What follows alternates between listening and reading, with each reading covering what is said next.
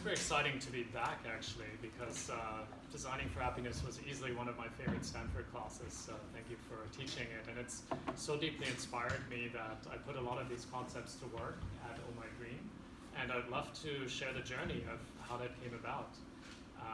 So the first thing that I did, actually starting the company, was defining what is our mission statement.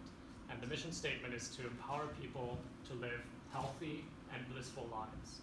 And really emphasis on healthy and blissful, because these are really the two words that stand out for me, and I would love to kind of unpack both of these with you. So let's go to the healthy part first. So it really starts with my roots. I'm from Berlin, Germany originally. My grandma, ever since I can remember, has had an organic garden. And her message to me as a medical doctor was, if you want to stay young, if you want to stay well, if you want to live a good, fulfilled life, eat directly from the garden. And so she would not be very happy if she saw this today, which basically 61% of the US diet is ultra-processed foods. So she would not be very happy with me if that was my diet. I can tell you that. So I knew that our mission statement in creating Oh My Green had to do something with changing the way that we eat. And initially we do that in the workplace, and then that sort of spills over into personal life. So let's talk a little bit about blissful, because that's a little bit of a nebulous term. Anybody know what blissful is or what bliss means? Can you define it for me? Anyone? Thoughts? So to me, bliss really is this concept of savoring. But it's a little bit different in the sense that bliss to me is happiness that is internal, not caused by an external factor.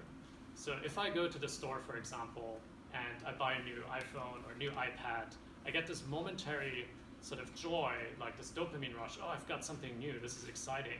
But then a year later, the new version comes out, and I'm like, oh shit, I have to buy this new thing. And so that's not bliss. Bliss really is independent of any of the material things that you have. It's an internal feeling that happens. And unbeknownst to me, I've been looking for it my entire life, actually. And the way I've been looking for it is basically trying a bunch of meditation techniques.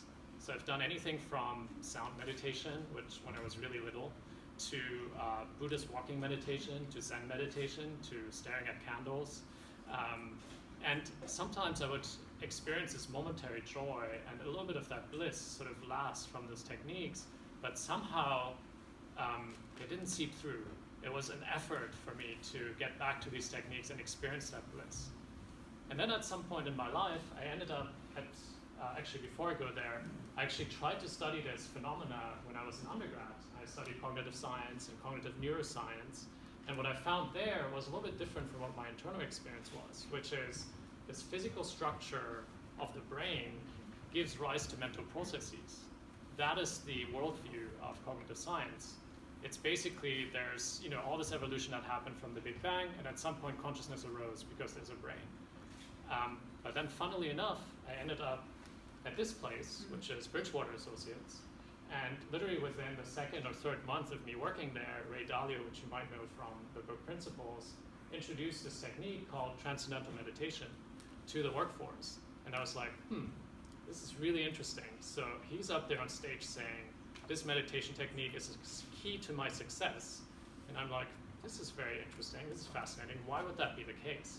And actually then, after sort of subscribing to it and then doing it for a number of years, I could really understand it, because it actually shifts the paradigm from a consciousness as a fluke of the material world to consciousness is really primary. And you can access consciousness directly through techniques. And in this case, it was transcendental meditation, because you take a mantra that does all the work for you to access the state of pure awareness. And pure awareness is no thought. Just basically, if you think about it, if you have a thought, you can actually be aware that you're having that thought. So with this technique, you're tapping into that direct experience of that awareness, and that's where bliss lies. That's where you can experience bliss consistently. And as you experience that over and over and over again in meditation, it becomes part of your daily life. And that so deeply inspired me that I wanted it to be part of my mission statement in the company so that I can inspire other people. So I would love to also show you what that looks like from a neuroscience perspective. So let's dive into that a little bit. What I learned is that there's 3 primary techniques in meditation, and this is from a research paper that a neuroscientist called Fred Travis did. And he says there's these 3 techniques. So one is focused attention. Another one is open monitoring, and those 2 are different in a sense that focused attention is very much about I have an object in my mind and I focus on it. Like I'm on a beach somewhere, I'm counting something. Open monitoring is much more sort of the mindfulness approach. I have thoughts that come and go, I have emotions that come and go, I have feelings that arise in me, but I don't attach myself to them, I'm just monitoring them. And there you notice that you've got gamma waves that are happening, which still means the brain has some content of something that you're doing. But then in this other technique, this autonomous self-transcending, which is Transcendental Meditation and some forms of Qigong, you actually don't have content as part of your brain.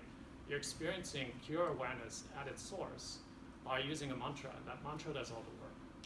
And so that is characterized by rhythmic alpha waves, which are a little bit shorter in cycle length than, for example, focused attention, where it's very fast, you're concentrating on something, the brain holds something as image, versus just the content of the brain. And so if you look at somebody's brain, this is actually what that looks like. So here's an average brain during activity. You've got the alpha, beta, and gamma sort of perspective. Generally, what the different points means, these are different neurons within your brain. And then if you've got a connection between them, that means that those 2 points are 80% coherent, meaning they're firing together at the same time. And so here you can see that, for example, this person might be drawing something, and they're engaging gamma waves because they're focused on some object of perception. So let's contrast that with what happens in Transcendental Meditation. And this is actually my brain. I took a bunch of EEG scans about 5 years ago. And what you start seeing here is lots and lots of coherence in the alpha region of the brain, but then also in the beta and the gamma pieces. And so your brain is starting to become super, super in sync, but it's not thinking about anything. It's just experiencing that pure awareness. And what's even more fascinating, so contrast this, which is my brain in activity, versus with the average brain beforehand. And you can actually see that meditative pattern happen in daily activity and in daily life. So what you're starting to experience over and over again, that pure awareness, becomes part of your daily activity. And that brings a lot of calm, it brings bliss, it brings a lot of meaning to your life too, because now all of a sudden you're like, oh, no matter what happens, I'm feeling happy because I have that inner stability in something. And that to me was even more fascinating and underscored that if you keep doing a technique like this, you've got healthcare outcomes that end up happening that are significantly better for you and society. And so across any of those measures, whether it's tumors, bone and muscle defects, there is significant improvements versus control groups. The only thing that's a little bit interesting is that childbirth actually goes up with TM, so I guess because you're happier, you have more children.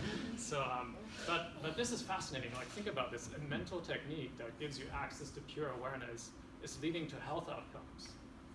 Like, that's fascinating. And that's why it's part of our mission, because it just has to be part of daily life for us. Because at the heart and at the core, Oh My Green is a wellness company, focused initially around food, but then over time adding more and more layers of wellness. And so Tom mentioned this, but I created an entire course around it, Hacking Consciousness. So if you guys are interested, definitely check it out. It starts with, what is consciousness? What is pure awareness? Can you see it in physiology? Can you experience it? What are some experiences around it? So I had a lot of fun creating this course. And now that you've kind of understood a little bit about where my journey came from on the healthy side and the blissful side, is anybody able to tell me what my personal moonshot is? Think about it. Any guesses? Thoughts?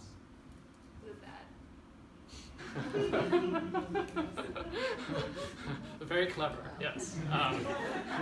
That is factually correct, yes. But there's sort of a bigger vision behind it. And if we put it into more concrete terms, like what am I trying to accomplish? Thoughts? Ideas? So actually, what I'm trying to do is actually recreate a healthcare system that's prevention-based. And so diet is 60% of health. A lot of the diseases in modern society, diabetes, heart attacks, are often diet caused. And so we start with diet, and then add other modalities of wellness. So meditation, sleep, those are all rest and rejuvenation, stress management type of techniques. Exercise. So there's all these different modalities that people generally don't think about when they're in the workplace. Like the workplace is the exact opposite. Like there's articles saying sitting is the new smoking. We have over-sugared, ultra-processed ingredients in our workplaces.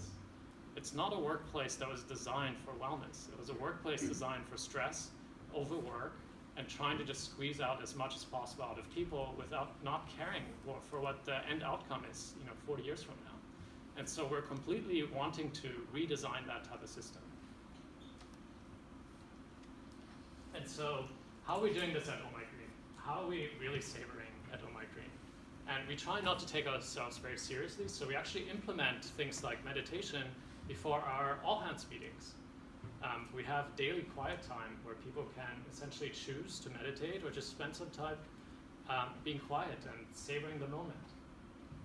We even do it in front of board meetings, because to me it's really important that when we have a board meeting, everybody is in sync, everybody is calm, they can deal with the situation at hand, and make much better decisions. We even have quarterly retreats, so you can experience it in a deeper setting. You go out in nature, maybe close to a beach, and start meditating. There's a deeper experience around that. The other thing that we're doing is actually implementing a wellness pilot, where for us wellness, as I kind of briefly mentioned, has the mind, body, and environment components to it. And you'll see inspired works, part of environment, which a lot from Jennifer Aaker, from Jennifer's sort of work on PACE and Six Selves that we want to incorporate over time. But there's a lot of opportunity to just really rethink what the workplace really is. And before actually we try some of this in practice, are there any questions about what I just said? Thoughts? What were the numbers on the last slide? The numbers are just sort of what's underneath. Those are all the sort of the sub-bullets of points. So under stress and meditation, then it would be, transcendental meditation, how do you implement it, and so on. Good question.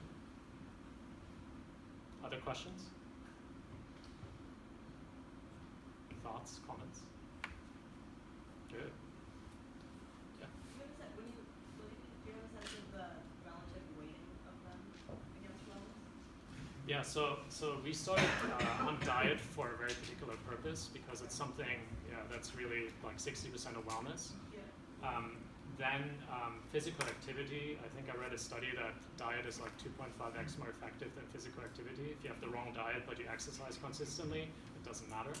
And so diet was sort of primary. Then we would introduce kind of stress management, meditation techniques, sleep tracking, and then physical activity, I would say, sort of last. But those are the key components.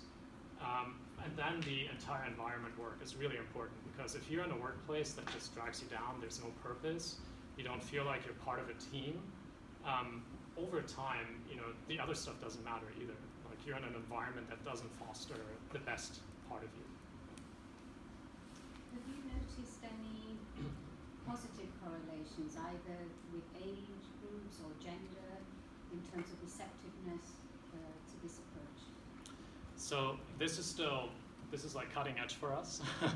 The diet piece, what's actually really beautiful about putting it in the workplace is that we nudge people into wellness, we don't push them. It just happens to be freely available, and there's all the healthy products like nuts and seeds and like fruits that are at eye level, but some of the like less healthy like chocolates and so are still available, but you just have to work to get them.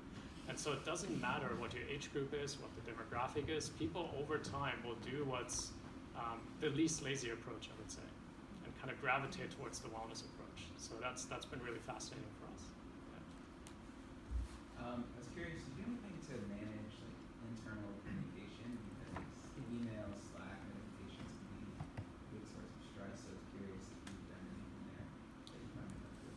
Yeah, so one of the things that we do is if something kind of takes more than 2 emails, like either do an in-person meeting or do a phone call with somebody, because otherwise it's just noise. And like you talk past each other very quickly. But then we have a certain communication strategy as well. If it's something quick, then do it on Slack. If it's something that's more of a broadcast, do it over email. And then if it's like a longer strategic discussion, definitely do not do it over email. Yeah. Good, maybe one more question. What is the ideal workday look to you in terms of like hours and schedule? It's a great question. I actually remember in designing for happiness, I created sort of a portfolio approach because from a hedge fund, so everything's a portfolio to me. But I did a time allocation of what a good day looks like and what a bad day looks like. And so it had all of these elements of purpose in them. So a good day needs to nourish all elements of what I consider to be health. So for me, it's meditation needs to be a part of it. It needs to have social interaction with people that I really care about. And ideally, when you've created a workplace where you have a specific culture, all the people there are people you care about.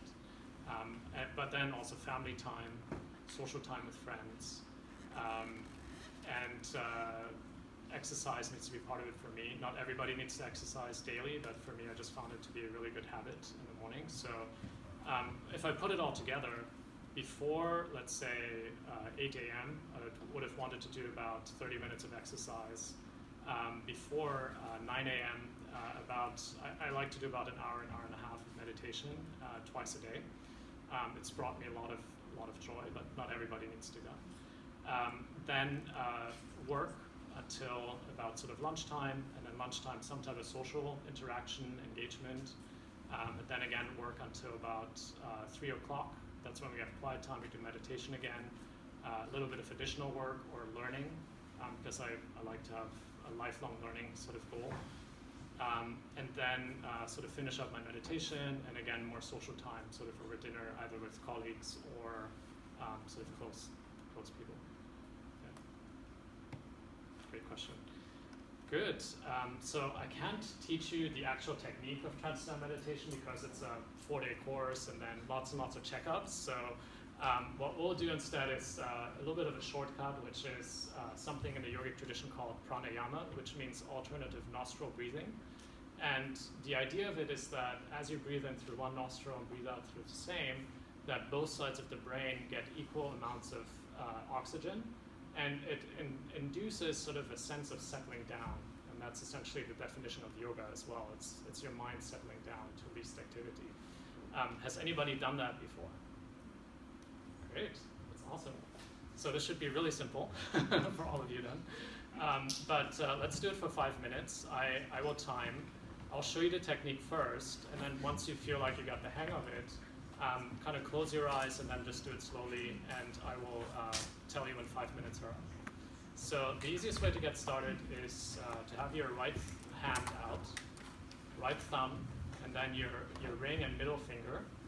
And so you use your right thumb on your right nostril, you close it off, you breathe out on the left-hand side, you breathe in on the left-hand side, you close off with the ring and the middle finger, and you breathe out on the right-hand side. And you breathe in again on the right-hand side, close off the right nostril, breathe out on the left-hand side, breathe in again, and close, breathe out, breathe in, close, breathe out, breathe in, and so on. And do it at sort of your own pace as if you were sort of naturally breathing. And I'll time for 5 minutes, don't mark the time.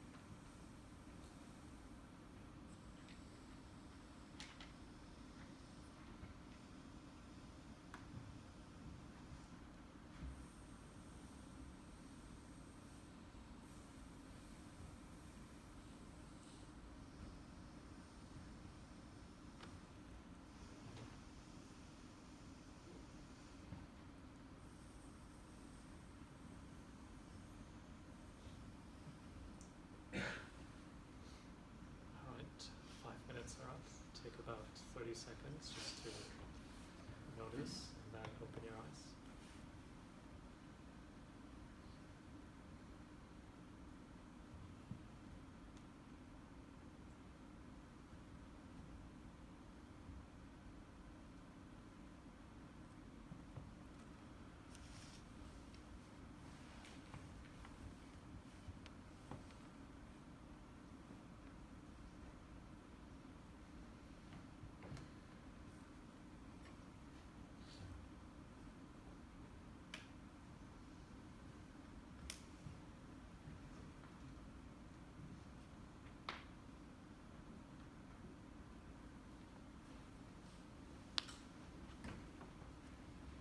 Good.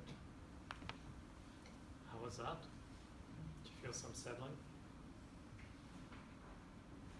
I think that's a perfect segue to go to Windover. Ray, thank you Yeah. so much.